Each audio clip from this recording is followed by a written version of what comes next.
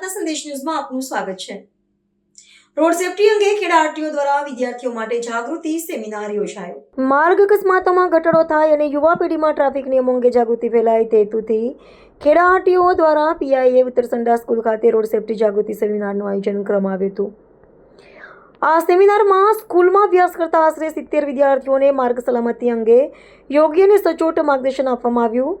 Kheda આરટીઓના PI NB પ્રજાપતિએ project દ્વારા વિદ્યાર્થીઓને ટ્રાફિકના નિયમો, ટુ વ્હીલર ચલાવતી વખતે હેલ્મેટનો ઉપયોગ, સુરક્ષિત વાહન ચલાવતી પદ્ધતિ, સીટ બેલ્ટનું મહત્વ તેમજ વાહન ચલાવવા માટે જરૂરી લાયસન્સ અંગે વિસ્તૃત માહિતી આપી।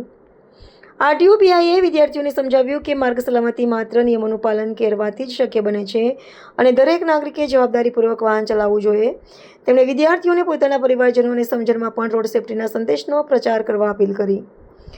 આ સેમિનાર દરમિયાન વિદ્યાર્થીઓએ ઉત્સાહપૂર્વક ભાગ લીધો અને માર્ગ સલામતી સંબંધિત વિવિધ પ્રશ્નો પૂછ્યા હતા। ખેડા આરટીઓ દ્વારા આવનારા સમયમાં પણ આવા જાગૃતિ કાર્યક્રમો યોજીને વિદ્યાર્થીઓ તથા નાગરિકોમાં રોડ સેફટી અંગે જાગૃતિ વધારવાના પ્રયાસો ચાલુ રાખવામાં આવશે।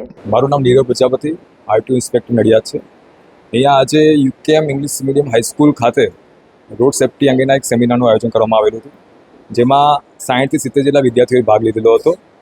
એમાં અમુ દ્વારા બાળકોને રોડ સેફટી અને ટ્રાફિકના નિયમોની તેમજ સરકારની યોજનાઓ જેવી કે પીએમ રાહત અને રાહત યોજનાની સમજ આપવામાં આવેલ હતી।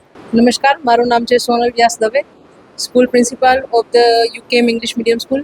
આજે અમારા બાળકોને રોડ સેફટીનો અવેરનેસ મળે અને જે દિન પ્રતિદિન જે રેશિયો વધતો જાય છે એક્સિડન્ટનો, એનો ભોગ આપણા સ્ટુડન્ટ કે આપણા નજીકના કોઈ વ્યક્તિ ના મળે એના માટેનો અમારો એક નાનો એવો પ્રયાસ ઉત્તરસંડા કેળવણી મંડળ તરફથી હતો। Thank you so much. પ્રાર્થના સંદેશ ન્યૂઝની તમામ લેટેસ્ટ અપડેટ્સ માટે ચેનલને હમણાં જ લાઈક, શેર અને સબસ્ક્રાઇબ કરો।